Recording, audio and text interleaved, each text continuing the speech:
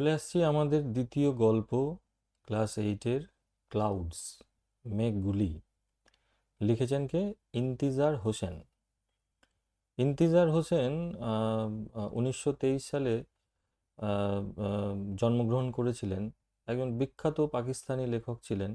কিন্তু মজার কথা হলো 1923 সালে দেশ ভাগের আগে উনি ভারতবর্ষে জন্মগ্রহণ করেছিলেন। পরবর্তীকালে যখন দেশ ভাগ হয় 1947 সালে, তখন তিনি পাকিস্তানে চলে যান এবং পাকিস্তান থেকেই তিনি তার লেখার কাজগুলো চালিয়ে যান। প্রচুর ভালো ভালো লেখা তার কলম দিয়ে বেরিয়েছে এবং তিনি ভীষণভাবে সম্মানিত হয়েছেন, পুরস্কার পেয়েছেন সমস্ত জায়গায়। তো আমরা গল্পটা পড়ব এখন, ক্লাউডস, মেঘগুলি। একটা খুব সুন্দর গল্প। একটা বাচ্চা ছেলে যে মেঘেদের খোঁজে খুঁজে বেড়াচ্ছে, মেঘেদের খুঁজে বেড়াচ্ছে। সেই মেঘগুলো এলো তার পাড়ায়, তার বাড়িতে বৃষ্টি ঝরালো। কখন? না, যখন সে বাড়িতে ছিল না। কেন? কারণ সে মেঘেদের খোঁজে অনেক দূর চলে গিয়েছিল, যার জন্য তার অনুপস্থিতিতে মেঘেরা তার বাড়িতে, তার পাড়াতে এসে বৃষ্টি ঝরিয়ে চলে গেল। চলো দেখি পুরো গল্পটা। আস্তে আস্তে আমরা যদি বুঝি তাহলে খুব সোজা হয়ে যাবে আমাদের ব্যাপারটা। He wandered far in search of the clouds. সে মেঘেদের খোঁজে বহু দূর চলে গিয়েছিল। ওয়ান্ডার্ড, ওয়ান্ডার্ড, ওয়ান্ডার মানে ঘুরে বেড়ানো। আর একটা শব্দ আছে ওন্ডার, WON, ওটা মানে অবাক হওয়া। আর WAN যেটা ওয়ান্ডার, সেটা মানে ঘুরে বেড়ানো। তাহলে সে ঘুরে বেরিয়েছিল বহুদূর, in search of the clouds, মেঘেদের খোঁজে। Down winding paths and alleys. কোথা দিয়ে ঘুরে বেরিয়েছিল? না, অলিগলি পথ, ওয়াইন্ডিং মানে অলিগলি, পাথস মানে পথ, অলিগলি পথ এবং অ্যালিজ এবং সরু গলিপথ দিয়ে। কতক্ষণ ঘুরে বেরিয়েছিল? Till he reached the old mud hut. যতক্ষণ না সে পৌঁছেছিল একটা পুরনো মাটির কুঁড়ে ঘরের কাছে। দেয়ার, সেখানে, he turned on to the dirt track. সেই মাটির কুঁড়ে ঘরের কাছে গিয়ে সে ঘুরলো কোথায়? সে টার্ন নিল কোন দিকটায়?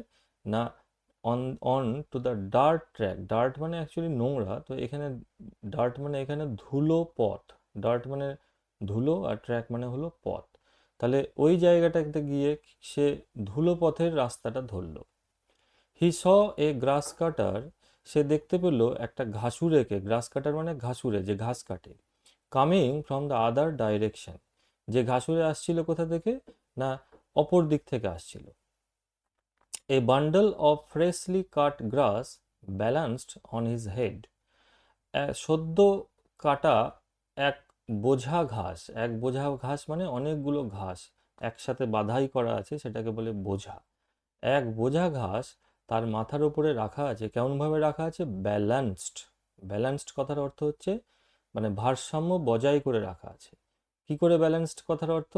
অর্থাৎ মাথায় ঘাসের বোঝাটা আছে, কিন্তু তাকে হাত দিতে হচ্ছে না, ঘাসের বোঝাটাকে ব্যালেন্স করে রাখা আছে।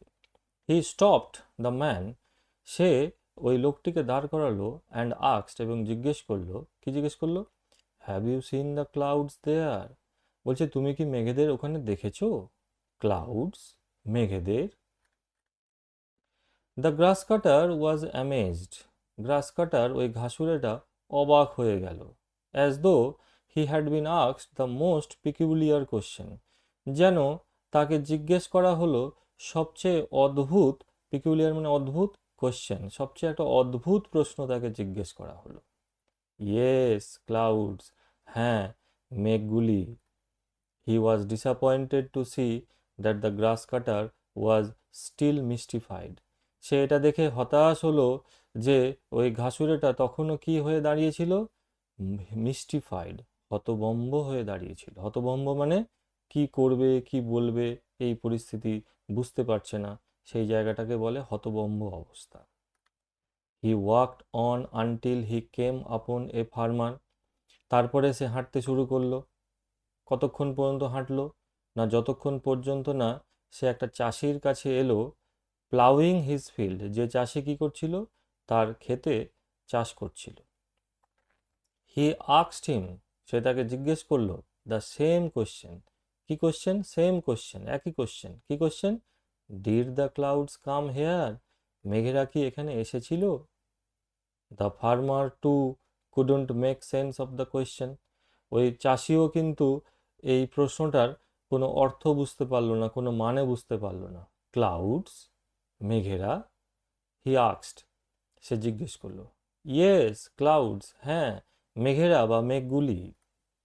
He was asking after the clouds like a man who has lost a child and asks wayfarers if they have seen a child wandering.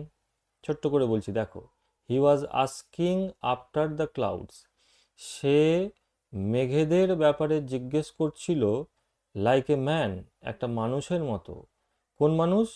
না, who has lost a child, যে তার শিশুকে হারিয়ে ফেলেছে, অ্যান্ড আস্কস, এবং জিজ্ঞেস করছে, ওয়েফেয়ারার্স, ওয়েফেয়ারার্স মানে পথচারী, ট্রাভেলার্স, পথচারীদের কি জিজ্ঞেস করছে?